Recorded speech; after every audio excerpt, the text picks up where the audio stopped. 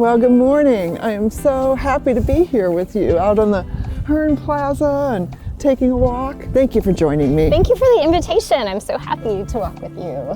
Well, I'd love you to share with me a little bit about yourself and what you do here at Wake Forest. Okay, I am a professor of English. I've been here for about 7 years, and just last month I became director of the Humanities Institute. And when I came to Wake Forest, one of the things that I found here after many years in large public research institutions was the way in which it's really interdisciplinary. Faculty really work together across divisions and departments. For me, I feel very lucky to be able to be directing the Humanities Institute. It's a new job and a new position.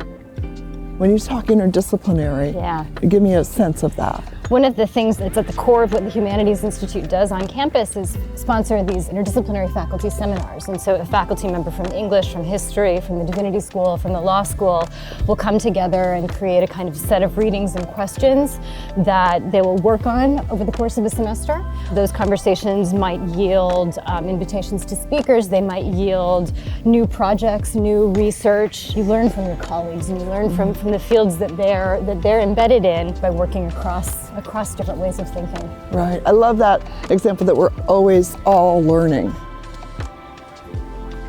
Let's go back a little bit in terms of thinking about what originally attracted you to this area of scholarship and teaching. My specific field in English is American literature, and I study what scholars call the long 19th century, so the era of revolution into the early 20th century. And for me, that moment is important because it's the moment when sort of democracy emerges. I teach classes in the relationship of democracy and the form of the American novel. We read 200 years of American novels to sort of think about what these archives of the past have to tell us about crises that we are experiencing is very present. I teach classes in the history of the 18th century Atlantic world, the world that gave us democracy, that also gave us colonization and slavery, and what to make of the fact that all these things happen at the same time, out of the same cultures. So how do you see students progress through what they might learn from you as a first-year student to the rest of their time here at Wake Forest? Yeah, I mean, one of the best things is to have a student come back to 3-year classes, and I've had students taking my first-year seminar who end up in a 300-level seminar with me. And I love being able to build on what I know they know. I actually also love students who know things I don't know. I love that in a classroom, to be able to draw on what they've learned from my colleagues, that you can really sort of build and help students kind of unfold ideas when you have a sense of what they've read and learned in other classes with you. Right.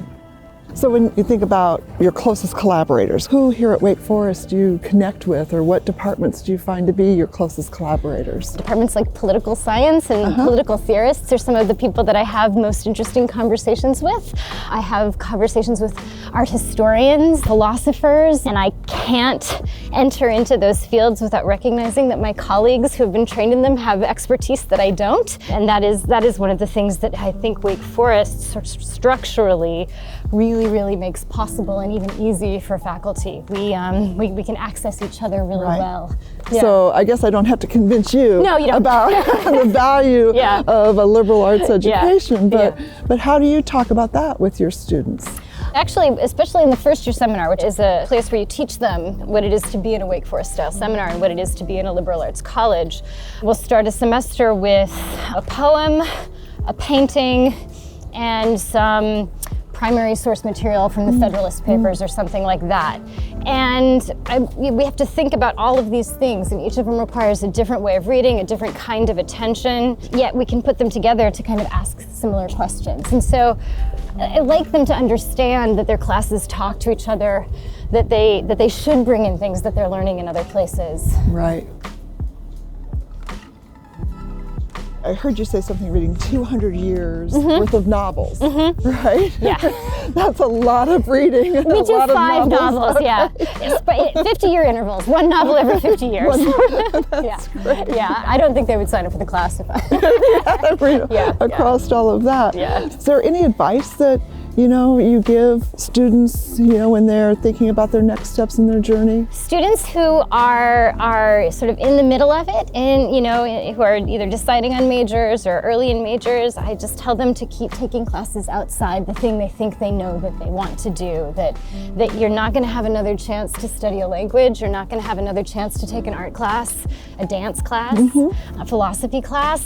That your life outside of college doesn't afford these endless possibilities for thinking differently. So, Right. and of course, go abroad. That is the one thing I tell every student I have: please go abroad. Okay. Yeah.